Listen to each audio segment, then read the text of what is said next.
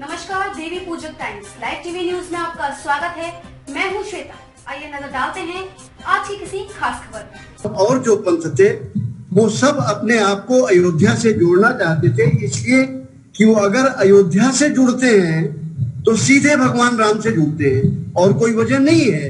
अयोध्या से जुड़ने का मतलब यह है कि भगवान राम का जहाँ जन्म हुआ था, जो मोक्षदायिनी 7 मोक्षदायिनी नगरों में मानी जाती है, उससे सीधे जुड़ते हैं। और ये मत भूलिएगा कि भारत के बाहर सेंट्रल एशिया से लेके पूरा फिलीपींस तक राममय रहा है, इसलिए यह मंदिर देश के लिए तो बहुत इंपॉर्टेंट है ही है। पूरे विश्व में जहां राम की रामायण है, राम की परंपरा है, राम को अल्टीमेट अंतिम आदर्श माना जाता है, उन सबके लिए ये बहुत बड़ा तीर्थ स्थापित होने जा रहा है। सबकी इच्छा थी। अभी हाल में आपको याद होगा, कोरिया की राजकुमारी आई थी और उन्होंने कहा था कि हमारी पूर्वज यहाँ से गई थी। तो एक जो राम की मर्यादा है, उनका जो ऑरा है, उनका जो विराट स्वरूप है, उसमें आपको सब कुछ देखने के लिए मिलता है। यही वजह है कि राम के आदर्श को पूरे विश्व में अपनाया गया। गीता को भी उसी तरह से लिया गया, लेकिन राम का व्यक्तित्व तो बिल्कुल अलग उभर के आता है। इसलिए आज का ये ऐतिहासिक दिन, This is today's day, Professor Makhanlal. As we say that this goes down in the chapters of history for the generations to come, sir. But then it's also brought Ayodhya on the world map. या बिल्कुल, लेकिन एक minute professor Makhanlal जी, आप इससे पहले अपनी बात रखिए। मैं दर्शकों को बता दूं कि प्रधानमंत्री नरेंद्र मोदी लखनऊ पहुंच गए हैं।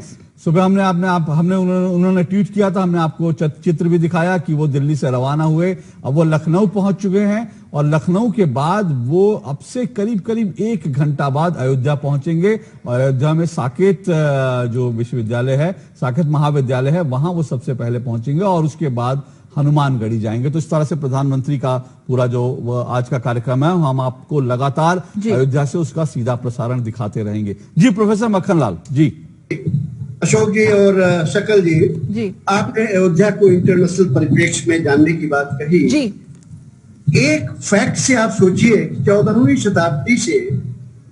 शताब्दी में थाईलैंड में एक नई राजधानी बनाई जाती है और उसका नाम अयोध्या रखा जाता है।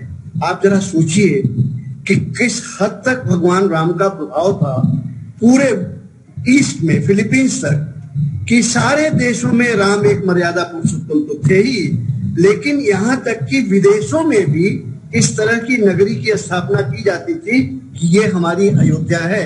और शायद दर्शकों को भी पता है, आप लोग भी जानते हैं कि आज भी अयोध्या का जो राजा होता है, उसके नाम में कहीं न कहीं राम शब्द आता है।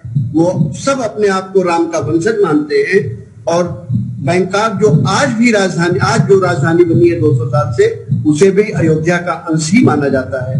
और इसीलिए देखिए, कभी भी राम पॉलिटिकल नहीं थे। अयोध्या पॉलिटिक्स का सेंटर नहीं था, कल्चर का सेंटर था। यही वजह है कि जो संस्कृति है, लोग अपनी राजनीति बदल देते हैं, अपनी धर्म बदल देते हैं, लेकिन संस्कृति नहीं बदलते, क्योंकि संस्कृतियां हजारों साल चलती हैं, राजनीति बदलती रहती है और पॉलिटिक्स भी बदलती रहती है, धर्म आप बदल सकते हैं, लेकिन संस्कृति एक ऐसी चीज है जो नहीं बदलती।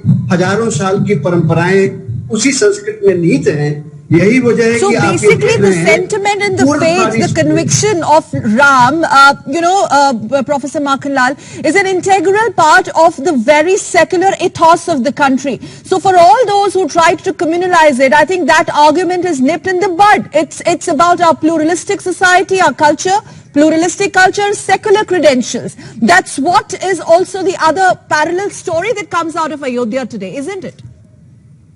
Shakal, you are very right. But let me put it in very blunt words. Only those communalize it, those who are communal and see everything from communal angles. Bhagwan Ram, in his eyes, everybody was equal, irrespective what country you belong to, what state you belong to, what caste you belong to, what creed you belong to. And it is this tradition which has been integral part of Hinduism. And it is because of this tradition we said, Vasudhaiva Kutumbakam. It is because of this tradition ekam sat vipra बहुधा वदन्ति. Hinduism and India cannot be anything else but in modern terms secular, but in our traditional terms, in our cultural terms, dharma nirpeksh, pant nirpeksh, what Vajpayee ji correctly said, pant nirpeksh. Dharma is universal. Yes. Dharma cannot be yours and mine. खबरों में अब तक के लिए इतना ही. मिलते हैं फिर किसी खास खबर के साथ. तब तक के लिए नमस्कार.